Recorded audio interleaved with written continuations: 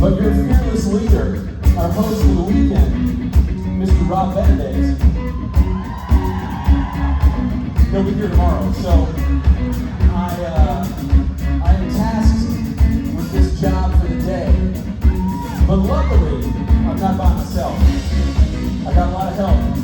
I got the pros behind me, the ones that have been doing this so long that when I sing the wrong lyric, not once, not twice, but 3 times in a row, they just smile and keep playing. That's a pro. That's how that goes. Pro number 1, we call him the robot because he's automatic. Mr. Robot, Mike Borhoff, give it up. The man, the myth, the legend, the best gray head of hair I've ever seen in my entire life. Mr. Stephen Norton.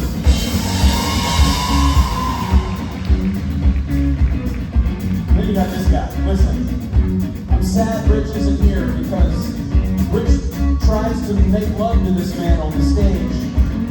And you can see why. He just smiles that cute little smile while we're talking about how hot he is.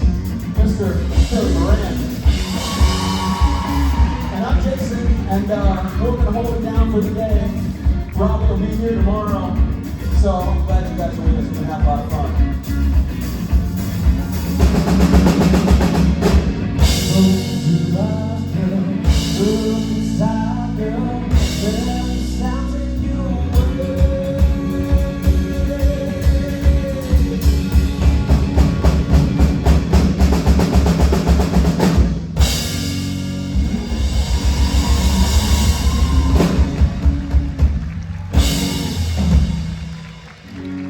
So, listen, this next guy, he doesn't really need an introduction, which is good because I don't really have one written. Is that about you? Oh, my goodness.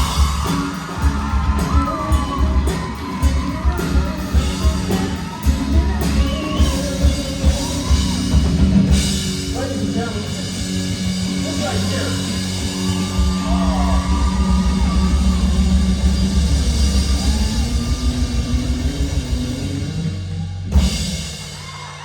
This handsome devil's Jake Abel. Hi, DC!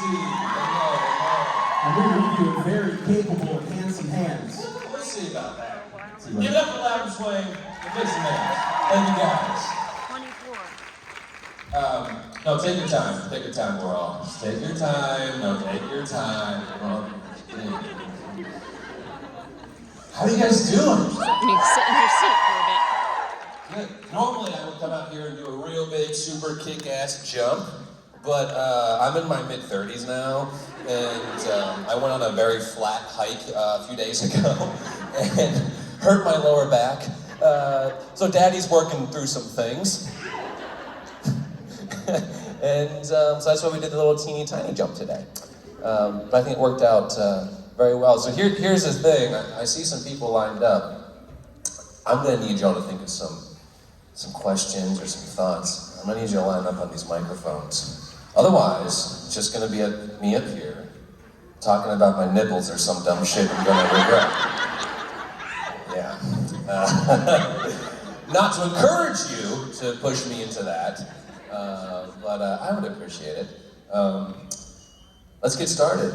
Do we have someone over here? Thank you so much. You're my favorite person of the convention. You know what? I'm gonna come down here and give you a high five. Maybe encourage some of these other cowards to get up here. Hi. What's your name? My name is Summer. My friends know me as Marie, but you can call me whatever you want. Oh, damn! Now, here's the thing. Now, oh my God. My panels tend to get a little horny. If you follow any of my panels on the interwebs, and you just fucking kicked it off with a bang. All right, Summer. You see the first person to interact with your tweets? It's not me. It's not you. Okay. So my question for you is, what is the best life advice that you've ever gotten, or like the best life lesson that you've ever learned? Like I said, I've been alive for 35 years. I ain't learned shit. The first thing that pops into my head was the very start of my career. So a few years ago. I was 15 and a half-ish.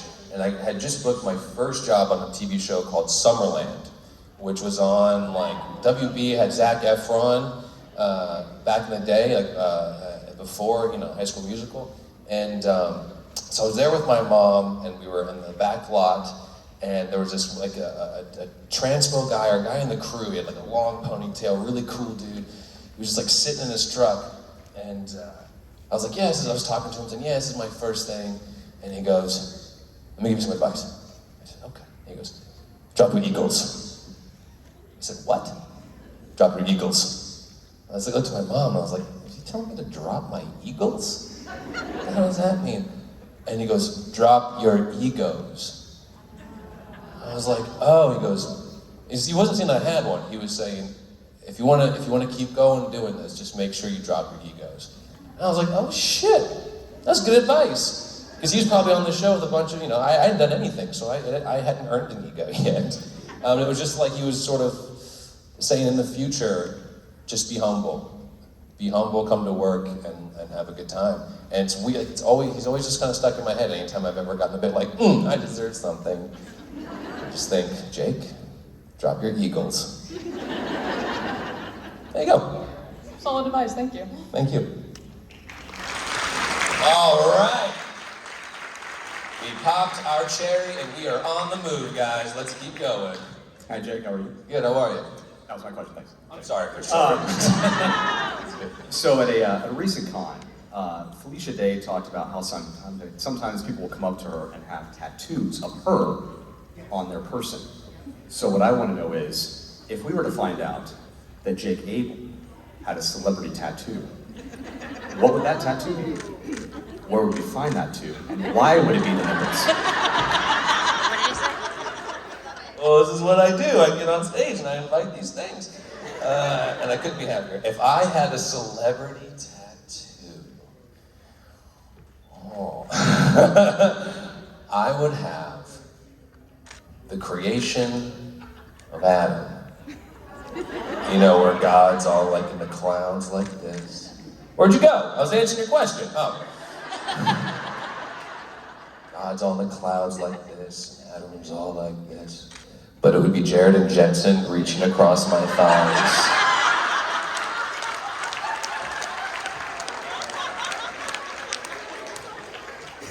It would take a lot of time and be very painful. But anytime I sat spread eagle in a pair of shorts, you would know. Thank you. That's a good question. I like that question. Hi. Hi, how are you? Good. What's your name? Beth. Beth. Hi. Okay, so you're going to start with a test. I did not study. Go back to your childhood. OH. I.O. Correct. Okay. My question for you is this. I know you, at least one point before you probably got into all the child rearing, very much a baker. A lot of supernatural. I can have children. Yeah. It works. Yeah. So a lot of supernatural fans are also fans of Our Flag Means Death.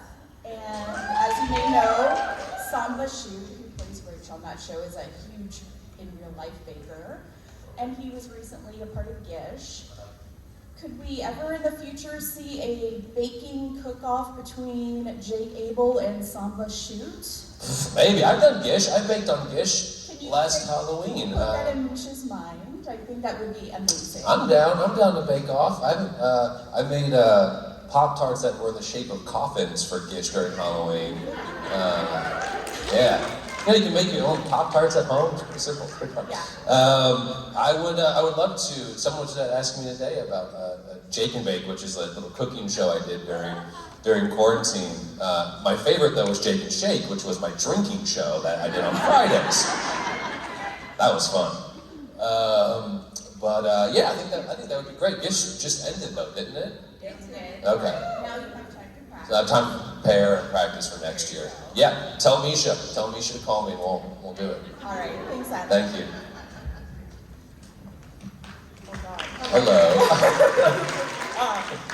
First off, how you doing, darling? How are you? I'm good. You look cool as hell. Thank you. I tried.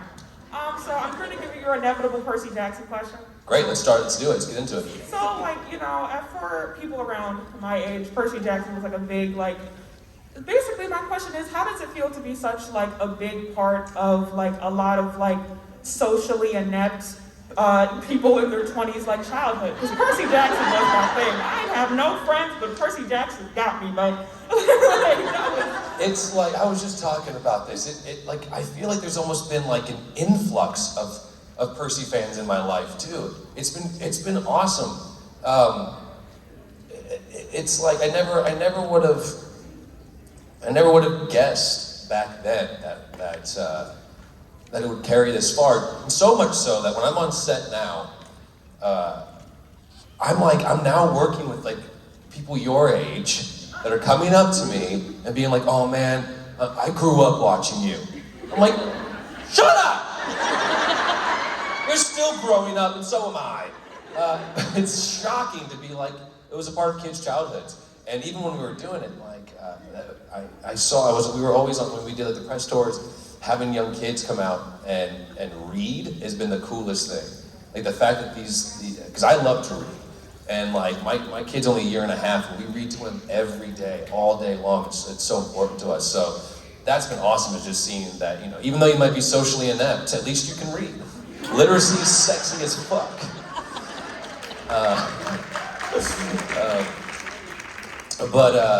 But yeah, no, I'm super grateful, and thank you for being a fan. I'm glad that we could help be your friend. And keep looking cool as shit. Thank you. Hi. You look cool as shit too. It's gonna be an equal opportunity now today. I can't not. My name is Alyssa. I wanted to ask you if you could be any supernatural like monster or other type of character, what would you be? If I could be any other supernatural character or monster, who would I be? That's a good question. Do you know who you would be if you could be someone from the world? No. You don't? I want to be a witch. You what? I would be a witch. A witch? A witch would be cool. What would I be? I think being a shapeshifter would be cool. You know? Like, I try to do that for a living anyway. But to actually be good at it? Yeah, I think being a shapeshifter would be cool, but I think that would also be really dangerous if you could just like look like whoever you wanted. But that's my a shape-shifting witch is who I would be. I guess that'd make me a warlock. Would I be a warlock? Is that how that works? Anyway, shape-shifting witch. Thank you.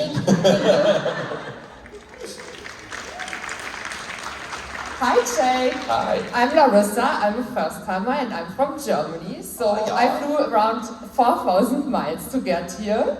And I'm Thank really excited. And I would first like to tell you that you're actually in my absolutely favorite episode of all time. It's the episode where Adam is first introduced. It's like for 19, Jump the Shark. I think that's everyone's I really favorite like the episode. Yeah, I mean, it's very, very special to me. I really enjoyed the episode. I would just like to mention it. And my question is, apart from the episodes you've been in Supernatural, which episode would you have loved to be in? The Scooby-Doo episode. I think to be animated would have been pretty sweet. Yeah, I have nothing clever in the Scooby-Doo episode.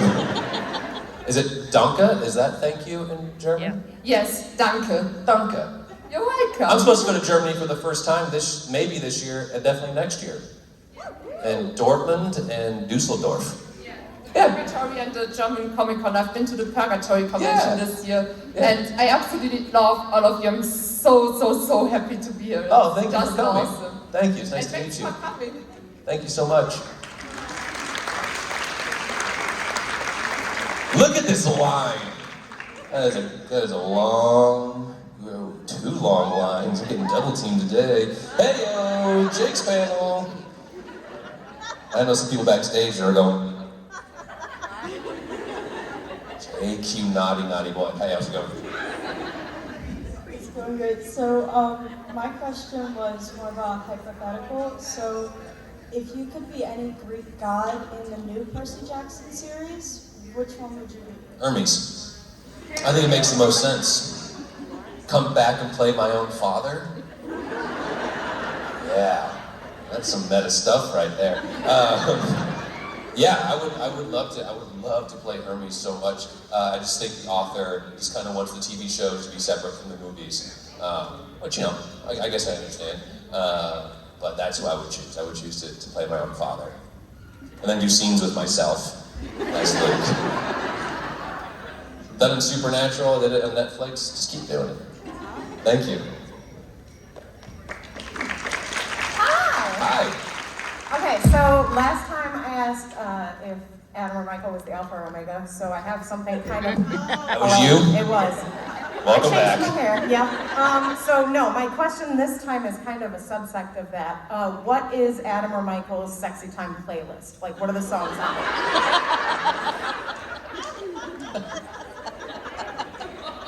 Sexy time playlist? Because someone asked me a similar question, it might have been at that convention, and I said it was, now that's what I call Music 5 or whatever. But it had like Shoop and stuff on it. So it was a good one. Adam and Michael's sexy time playlist while they're in the cage would be Alanis Morissette's Jagged Little Pill from front to back, singing every fucking word. Because you know it's like angsty and you know what I mean? He's raw. They hit that shit raw. I'm so sorry if there are children in the audience. It always only occurs to me when I'm at at my table signing and a child steps up and their parents like, we loved your panel. And I was like, they were in the panel? There's childs in the panel. So don't listen to me, kids. Read your books. Don't be like me. Thank you. Yeah, the Alpha and Omega thing. Where was that? Jersey. Jersey. It was Jersey. Yeah. Knotted myself up in that one, didn't I? Oh. I don't know the rules is the problem. Okay, good. Hi. My question is, out of like any TV show that you've watched that you like love, what character would you love to play, and why? Man. Do you have one first of all? It's hard, isn't it? It's tough. And you knew your question. I don't know the answer to it. I know, it's tricky. Okay, any character from a TV show. Well, I would want job security, so Sam or Dean, right? 15 years. That's really tough. I'm trying to think of like what I've watched recently. There's so much stuff out there. I find it hard to like keep up with stuff. We're just talking about The Boys and how I haven't seen Jensen's ass yet. And I know. Like, how do you not like run to see that? But I haven't. They were making I haven't seen it. When they were casting Lord of the Rings, that seemed like a fun world to have been in. And I love New Zealand. So maybe someone from Lord of the Rings, which I haven't seen. The TV show. Yeah, that's my answer. Okay, thank you. Thank you. Hello. Hi. I'm Grace. You're today- what? I'm Grace. Great, so I thought you said you're nervous. No, I'm good. Today is my 23rd birthday. Happy birthday. Thank you. You don't look a day over 25. Thanks. So my question is, what would be Adam's ideal way to spend his birthday with Michael? Oh, that's nice. Adam's ideal way to spend his birthday with Michael. Well, they would do what I like to do on my birthdays. Back when I lived in LA. They would get up, they'd go to their little favorite breakfast place. They'd have blueberry ricotta pancakes and a couple mimosas. And then they'd go to the local bookshop around the corner, and Michael would buy Adam whichever book he wanted. And then they would go up to the Griffith Observatory, and they'd walk around the observatory, and they'd go in and see the little show about the creation of the universe. And then they'd go home and smash. Thank you. It's canon now. I think we all really love the Hot Ones video you did between Michael and Adam. Thank you. If you haven't seen it, I sold some hot sauce, some Adam and Michael hot sauce. That was my favorite thing ever. And I spoofed this YouTube show, Hell Ones, and did it between Adam and Michael trying each other's sauces. It's still on the internet if you want to go watch it. Anyway. I was wondering if you could give us a little bit of an interaction between Michael and Adam. Ooh, no one's ever asked that. Usually I make you pay for it. Okay, what's the scenario?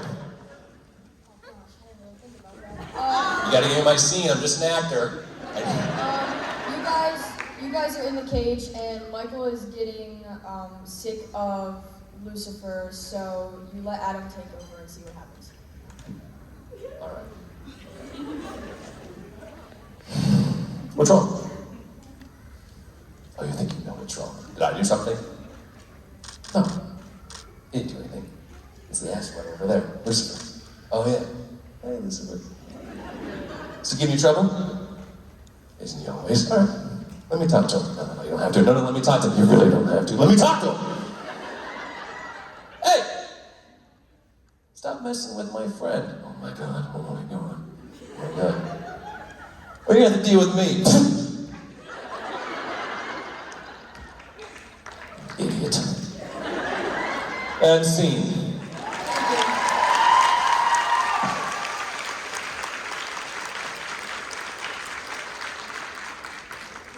That was fun.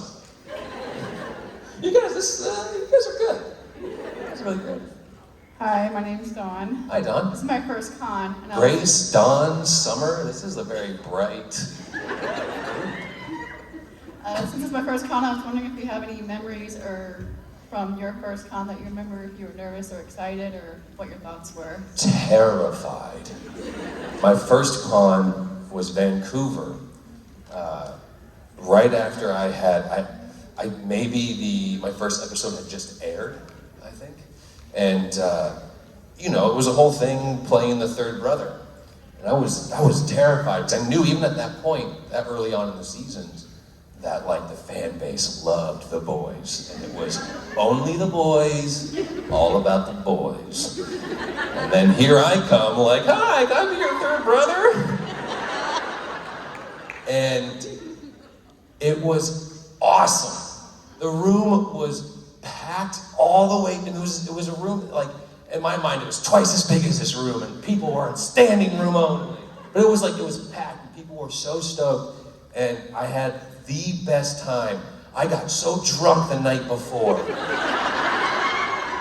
And I knew I shouldn't do it, but I was excited and nervous, and I was like, whatever! But then everyone gave me their energy the whole next day, and it totally wiped away all those fears. I remember being on stage the first time and coming out, because you don't really see through back here. So it's a surprise as to who's out here. And to be hit with all the lights and all the people, it was wild. It was wild. So yeah, it's cool. And I can't believe that after all these years, we're still going strong. what a fucking awesome fan base you guys are. Seriously, it's so cool.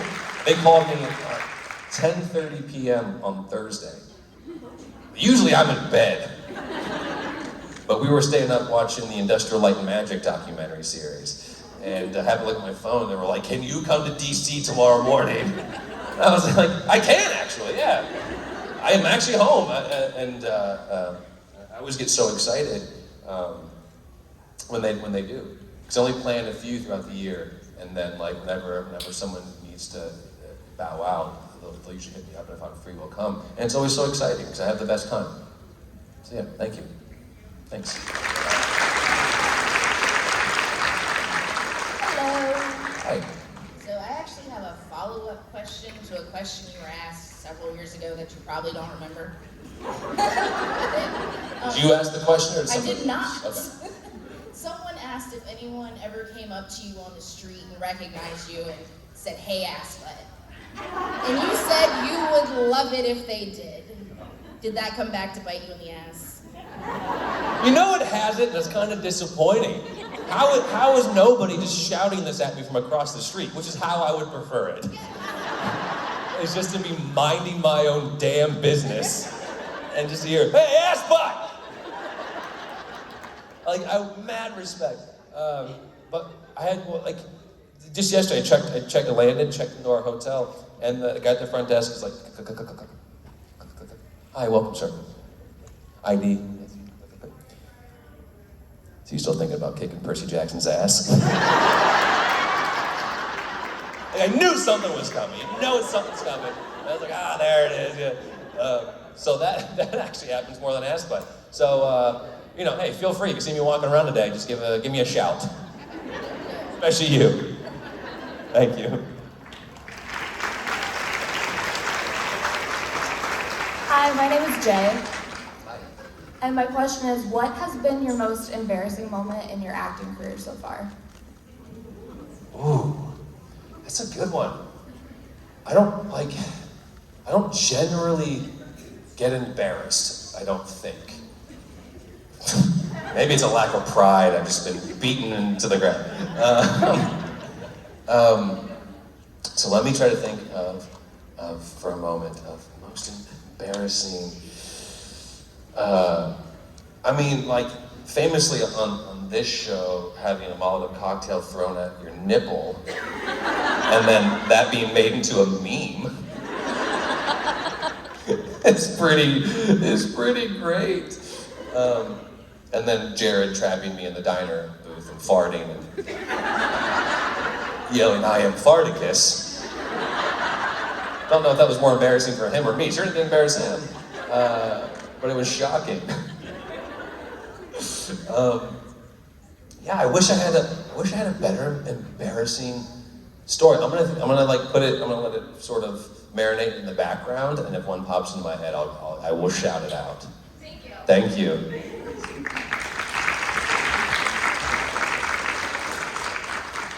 I have a long story about being on the Percy Jackson tour and how I'll never be as cool as Pierce Brosnan. Never. Like, the SparkNotes version of it was, we showed up to the airport, we were all flying together to go to Greece and then London to do a press tour. I show up, I'm the only one who doesn't have a ticket on the plane. And also, I was like a last minute addition to the press tour. They weren't gonna bring me, and then we were at Chris Columbus's house after we had just screened the movie in San Francisco, and he was like, "Hey, I want you to come on tour with us next week." And I was like, "Oh, great. And I think someone forgot to book me a ticket. But they got me on the plane. It was all good. And then I get on the plane, and I take like a Tylenol PM, which does not have the desired effect. Instead of putting me to sleep, it made me stay up and sweat for like 12 hours. Meanwhile, Pierce Brosnan's in his PJs in the front of the plane, just sleeping. I'm sweating the whole time through. I wake up, somehow Pierce Brosnan's already shaved, got back into his clothes, and is sitting in the front of the plane again with like an espresso. It's like, what? And I'm just a mess with this beanie and sweat. We go get our luggage. They lost my luggage, nobody else's. Meanwhile, we're like, wait, where'd Pierce Brosnan go? We had connected through London Heathrow. He met a friend who had a private jet and took his private jet to Greece. Okay, so I'm now in Greece, no luggage. Pierce Brosnan's nowhere to be found.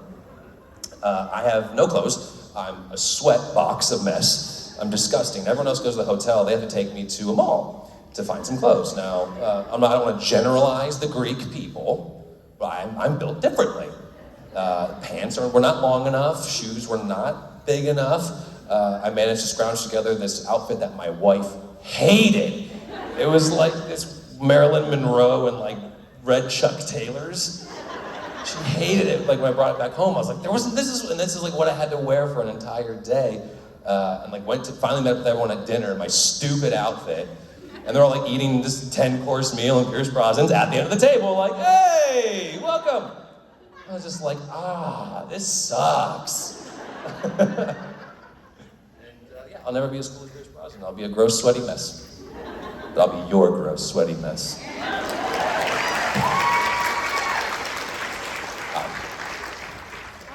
Hi. Sorry. That's okay. If you could have chosen a different career path, what would you have done instead of acting? There is no plan B. For better or for worse. It's like, it sounds lame, but I think it's why I chose this profession was probably because I couldn't choose anything else. And it's the one job that lets me kind of do all of them. That's my favorite part about this, is getting to learn new things. Whether it's Greek mythology, or one time I got to learn to use an acetylene torch and like cut a car in half. That's badass. I would have had to go to like schooling for that. They just let me show up and hand it to me. So it's the one job that lets me do everything. Okay, let me try to answer it. Does it have to be outside of entertainment industry? No. Oh, it could be inside the entertainment industry. Same. I'd be, shit. I would be, a what?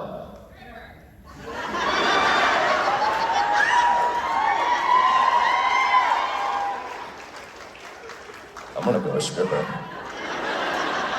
Stripper. What's that? I'd pay. One more time? I'd pay. What'd she say? You would pay! Honey, I wouldn't charge you.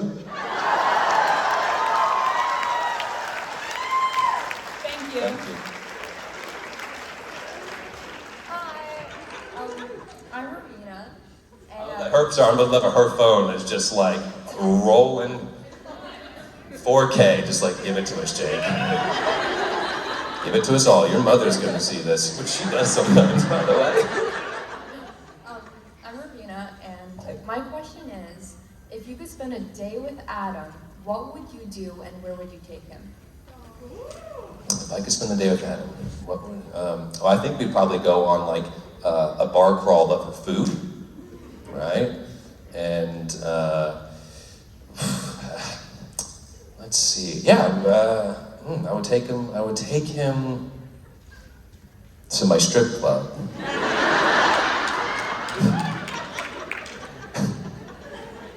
We would go on like a food sampling tour in some city, wherever city we were. That's what we would do. Thank you.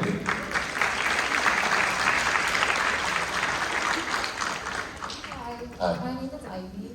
I have another Percy Jackson question. What do you think about the series being remade? What's that? What do you think about the series being remade? The series? The Percy Jackson series. The movie, Percy Jackson on Disney Plus? Yeah. Yeah, I think it's great. Obviously there's still an appetite to see these stories. People love them so much. I just wish they would give me a job. No, I'm excited. I think like the casting has been great, and I hope it turns out. All I hope is it turns out the way that Rick is it Riordan or Reardon? I don't even know. Riordan, Reardon. That's probably why he hates us. I don't even know his name. I hope it's closer to his vision. I think that I would like to see what his vision was. I saw his Twitter account post pictures from set, and I think they're filming in the same location we did, out in Golden Years Park in Vancouver. So that where Camp Half-Blood was, that was like an hour into this national park. It was stunning. And they like, when when Percy first gets introduced and they're walking around and everyone's doing crazy flips and stuff they built all that stuff. It was functional. Stunt guys and stuntmen and women were like flipping and doing all these things out in the woods. And then like when the helicopter pulls out, him and Annabeth are like doing that sword fight. Like that, I mean, it wasn't CGI. That's exactly the way it looks out there. And it's gorgeous. So I hope it turns out the way that he always envisioned. That's what I hope too. Thank you. Thank you.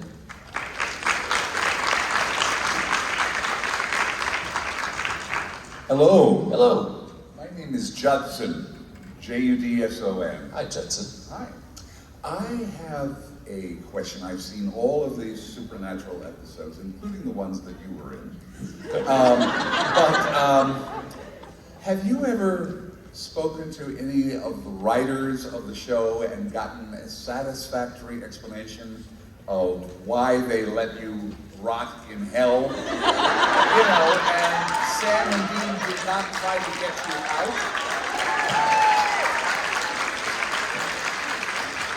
I actually do have the answer to that question. It didn't come from the writers, though.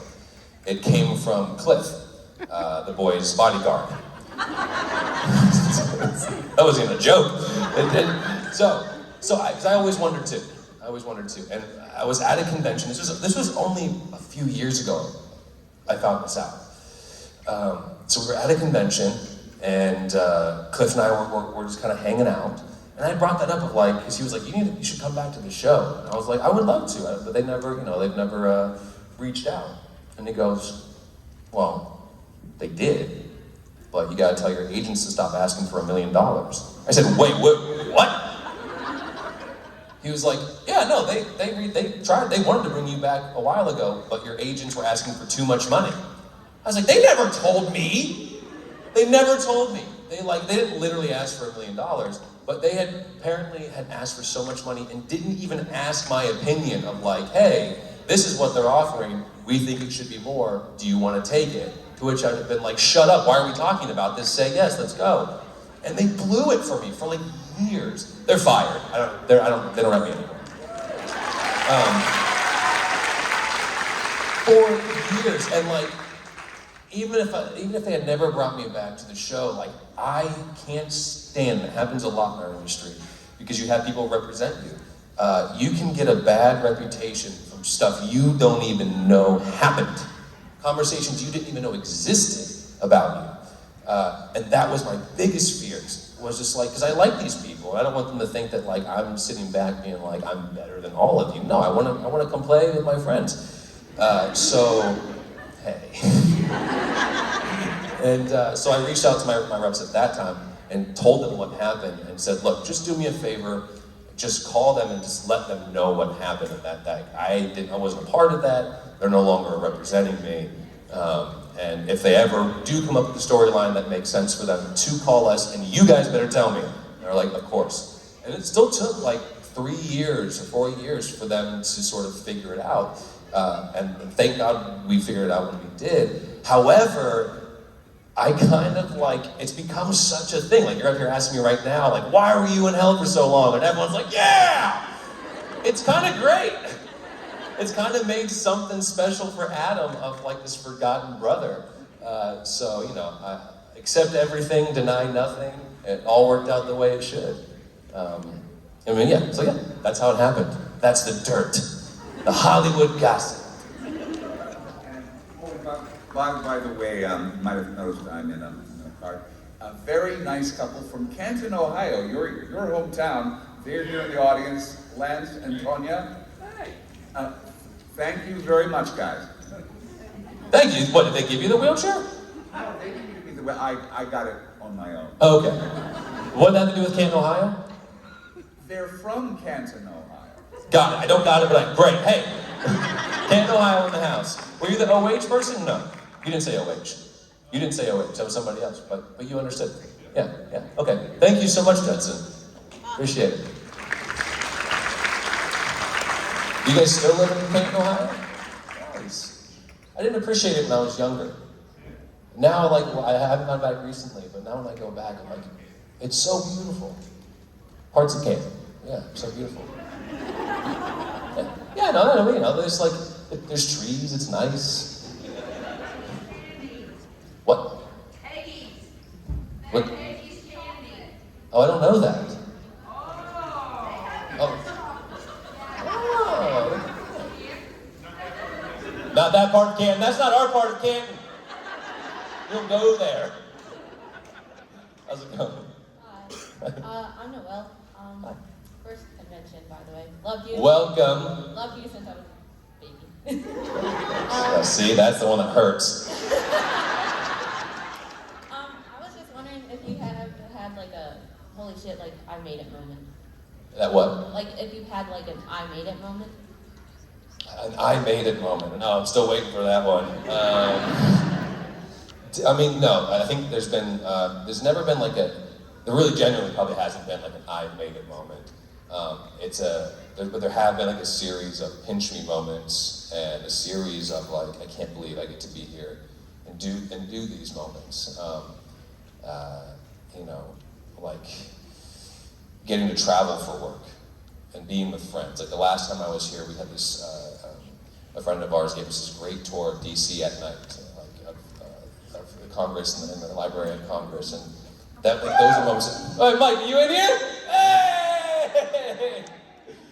And it was one of those moments where I'm just like, I can't believe that like my job led me to this thing that's such a wonderful experience I never would have thought of. It's those things that like you don't even think of that happen, and just being grateful for those moments. But then also like getting to work out in that national park. We did Percy Jackson, right? A place I didn't know existed. I get driven out there early in the morning one day, and I'm like, wait, this is where I'm gonna work for like the next 3 to 4 weeks. This is what I get to do. It's those moments I just try to be grateful for. Because I don't think you ever really make it in this industry, because it never ends, right? There's always like a new thing. It's like if you get a lot of money, suddenly you're like, okay, well now I live a different life, and I need more money for that. Like it never ends if you don't just step back and go, I'm grateful for this. Tyler Heckler had said that after the end of a show we did together. He had like this, we'd done a couple episodes, and like his rap speech, he basically said, he goes, I don't judge the success of a TV show or a movie based on viewership or how much money it makes, because I base the success on the time I had making it with the people making it. And I was like, that's it. Like, that's it, because they're not all great, they don't all stand out, you don't make friends on all of them. So it's important that when you have those special ones, like Supernatural, that you just like remember to be grateful for the group of people that came together to make something. Thank you. Thank you. Thanks. See, he's not just horny, he's sentimental too. Hi, I'm Jordan. I was wondering if there was anything you regret not being able to do as Adam or Michael on the show. Being in more episodes, generally. No, I actually don't have any regrets with them. I think I think it was great what they came up with. I don't know if anyone else agrees, but like, I love doing scenes with myself. I'll do scenes with myself all day. But genuinely, like, that was such a unique thing and such a fun thing to work with Richard Spade on, because he directed the first episode that I got to do that on, and like, I brought him my ideas. I was like, this is how I want to do it. I don't want to rely on special effects and switch between them. I just want to do it in performance as much as possible. And he was like, I would love to try that. Let's go for that. And so I feel like I got a lot of room to play and do like really interesting things, all at the last minute, right all at the end. So, and I also think that like that time away in hell, it made me think about, because when I would come to conventions, people would always, like, we workshop that at conventions. People would be like, what do you think they're doing in the cage together, right? And so like we would workshop, we genuinely workshopped all of my ideas in these conventions in the years that he was gone. And so that fed into the performance, like their relationship, of what their relationship would have been after all those years and the things they experienced together, which is why I felt that like they have a brother's bond for me. Like, you know, there's the Sam and Dean brothers bond, but I think Adam and Mike also have a brother's bond. And it's because of all the things I talked to fans about, of what they thought happened down there. And so like, it was a strangely collaborative process with with the fandom that like it's in the performance. It couldn't not be. So yeah, I really don't regret or like wish I could have done anything more, because I feel like they allowed them their story to be wrapped up in the way that like made the most sense, and was still surprising with the snap of the fingers. When I read that and I was like, ah, damn it, I'm gone. Thank you.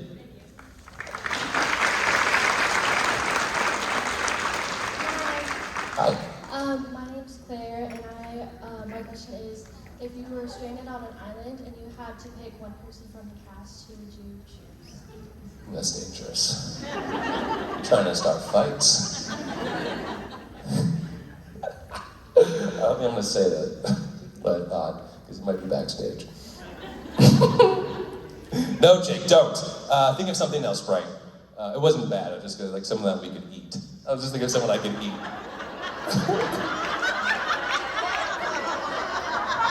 Jason Mans, if you're back there, I would eat the shit out of you. Look at him. Look how sweet he is. Because Jason would go, I think you should eat me. That's why I would bring him. Not because I would look at him and be like, God, I want to eat that guy. I think Mans would go, you should probably eat me. So yeah, that's my answer. I'm not changing it. How about me? You? Me? You want me to bring you? No. You'll eat me. Will I eat you? You probably will. Uh-oh, we're veering off the tracks. I'm gonna end it right now, thank you.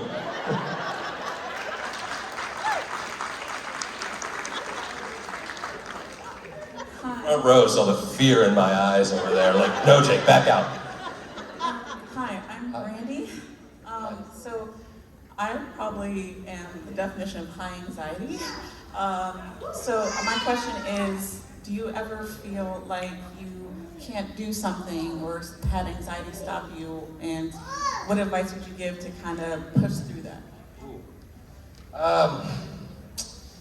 I definitely internalize all my stress and anxiety. I have physical Tourette's. It's like body tics. I don't get them generally on stage or when I perform, which is really interesting. So if you ever see me do tics like in a performance, I'm actually thinking about that, which is weird. So my anxiety is always manifested that way. And it's great, like I've never been ashamed of it. My best friend has them too, so we've always kind of felt like that's a part of us.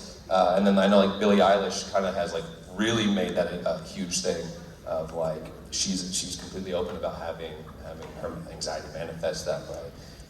When I get tired, get rest, that's what if I'm tired, man, I'm like ticking like crazy, it's awful, hurt my neck. So for me, it's just get rest, which is I'm sure not the case for that kind of anxiety. But also, I mean, as an actor, if ever I am nervous or in my head or whatever, it's about coming back to the breath. As a performer, it's always about coming back to your breath and finding, we call it, what do we call it? Public solitude, right? Like having solitude even if you're in a public setting. Sam Smith had a great visual last night. She was talking about when she starts to get overwhelmed by someone who's like having a problem and is like, you know, she immediately thinks of a clear bubble around her. Like, and she goes instantly, and she's like, it's like I'm at the zoo, and I can go, oh, there's a gorilla in there going crazy. Because you know you're safe at the zoo, right? The gorillas are going nuts, and you're like, oh, there's glass here, I'm safe, the gorillas are going nuts.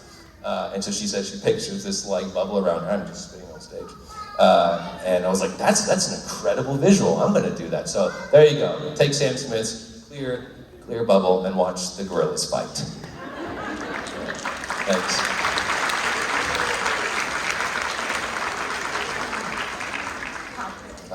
My name's Emerald. My question is, what is your favorite book, and why does it have such an impact on you?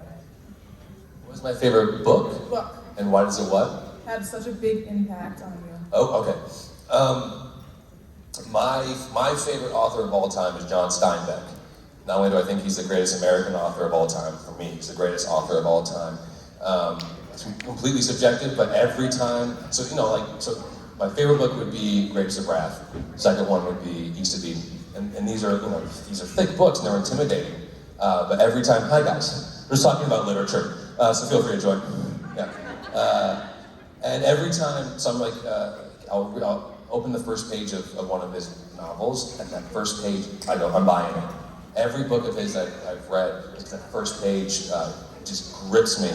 And I don't know why, other than like some writing speaks to you and some doesn't.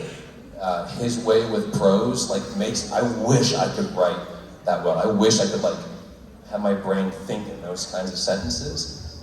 Because even though these are long books, that aren't sci-fi fantasy, they're like the real life down and dirty books, and they're fucking kick ass. So there you go, John Steinbeck. So what you're saying is that I have to write like that in order for you to read my books?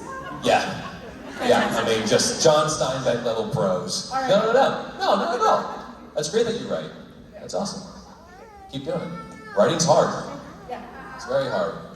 Thank you so much. Is that my time, guys? It is. How was it? It was great. Were you backstage when I was talking about cannibalism by any chance? I was not. We're good. I wasn't there. I didn't hear it. I'm curious. Well, someone asked me if I had to go on a desert island with someone from Supernatural. Who would I choose? And I saw your picture back here. Oh, there's a lot of meat on these bones. Yeah. Which is what I didn't say. No, I'll say it for you. But you know it's what I been did for a say. long time. You know what I did say? This picture, especially right here, this is a man who would, a couple days in, look at me and go, I think you should eat me. You're not, yeah, there you go. That's it. I thought about it, I think you should just eat me. That's why I bring you to my desert island. Thank you. I'm honored. Thank you guys. Jake Abel.